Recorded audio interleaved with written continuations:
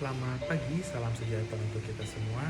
Perkenalkan, nama saya Sigit Kepanusi Tepu, saya peserta di Klatsar CPNS tahun 2019, penempatan di Dinas Pendidikan Kabupaten Sumedang sebagai ahli pertama peranata komputer. Pada kesempatan pagi hari ini, saya akan meresu mengenai pelayanan publik, di mana pelayanan publik merupakan rangkaian kegiatan dalam rangka pemenuhan kebutuhan pelayanan sesuai dengan perundang-undangan bagi setiap warga negara dan penduduk atas 3 dasar. Yang pertama ada barang, jasa, dan administratif. Pelayanan yang menghasilkan barang untuk masyarakat, contohnya seperti air, listrik, dan internet. Pelayanan yang menghasilkan berbagai jasa yang dibutuhkan oleh masyarakat, contohnya seperti transportasi, pengiriman barang, itu termasuk ke dalam jasa.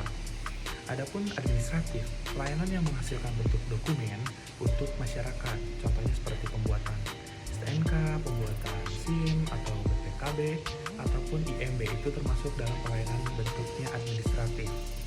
Prinsip pelayanan publik ada 9. Yang pertama ada partisipatif, melibatkan masyarakat dalam perencanaan, pelaksanaan, dan evaluasi. Itu adalah pelayanan publik secara partisipatif. Yang kedua ada transparan, masyarakat luas harus tahu apa yang sedang direncanakan oleh pemerintah. Yang ketiga ada responsif, pemerintah harus mendengar secara cepat masukan dan kritik dari masyarakat luas. Yang keempat tidak diskriminatif, tidak membedakan kritik dan saran dari kalangan menengah, bawah, ataupun atas, semuanya diserap untuk sebagai masukan. Yang kelima ada mudah dan murah. Mudah dan murah ini termasuk dalam informasi yang mudah didapatkan. Murah itu seperti kita di sosial media bisa mendapatkan informasi, tapi harus real, nyata, atau tidak hoax. Yang keenam ada efektif dan efisien. Efektif dan efisien ini berbentuk seperti waktu dan juga SDM yang dilibatkan. Apakah efektif, apakah efisien SDM yang telah dilibatkan dalam pembentukan atau penyelenggaraan pemerintahan. Yang ketujuh ada accessibility. Accessibility adalah pelayanan yang mudah dijangkau. Kita kemana-mana dapat pelayanan, misalnya mau pelayanan publik adalah contoh dari prinsip pelayanan publik secara accessibility. Jadi mudah dimanapun kita dapat pelayanan secara publik kita. Yang ke-8 ada akuntabel. Akuntabel itu dapat dipertanggungjawabkan. Yang ke-9 ada berkeadilan. Pola pikir kita sebagai ASN memiliki 3. Yang pertama ada nilai dasar. Nilai dasar ini termasuk jujur, tanggap, cepat, akurat, efektif, dan efisien. Itu termasuk dalam pola pikir sebagai ASN dalam nilai dasar. Yang kedua ada kode etik. Kode etik itu seperti hormat, santun, sopan, tanpa tekanan, itu termasuk dalam kode etik. Yang ketiga ada fungsi ASN. Fungsi ASN jelas telah tercantum dalam UU nomor 5 tahun 2014, di mana fungsi ASN harus sebagai pelaksanaan kebijakan publik, pelayanan publik. Yang ketiga perekat pemersatu bangsa. Mengapa ada pelayanan publik? Dikarenakan ada kebutuhan manusia dan adanya keinginan manusia. Dari 2 poin di atas muncullah pelayanan berdasarkan klasifikasi kebutuhan hidup. Yang pertama ada primer, sekunder, dan tersier.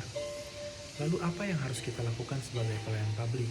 Kita sebagai pelayan publik haruslah melayani dengan hati nurani, dengan nurani.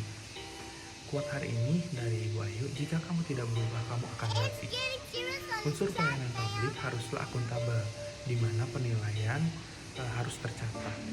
Siapa pelanggan pelayan publik itu?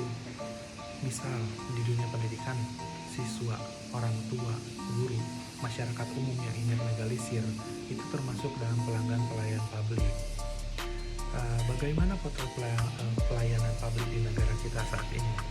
Zaman dulu terjadi diskriminasi, di mana orang hebat atau terpandang didahulukan. Namun sebaliknya, jika orang itu bacakan compang-camping atau lusuh, itu tidak akan diperhatikan oleh pelayan publik.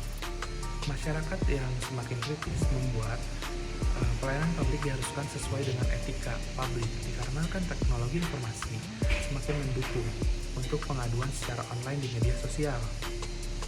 Dan pemerintah secara responsif mengembangkan apa yang dibutuhkan oleh masyarakat. Muncullah mall pelayanan publik untuk mencari solusi dari permasalahan masyarakat.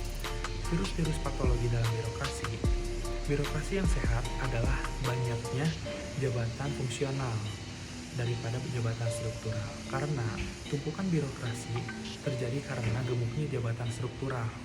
akan adanya duplikasi dari tugas fungsi karena jabatan yang semakin sama, jabatan yang sama dalam satu tugas dan fungsi. Jadi akan ada ya udahlah bakal sama dia, atau ya udahlah nanti juga ada yang ngerjain.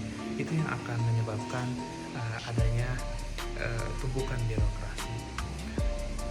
Pada kesempatan sekarang, bukan pada pemerintahan sekarang, adanya pemangkasan birokrasi itu semakin mempercepat pelayanan publik.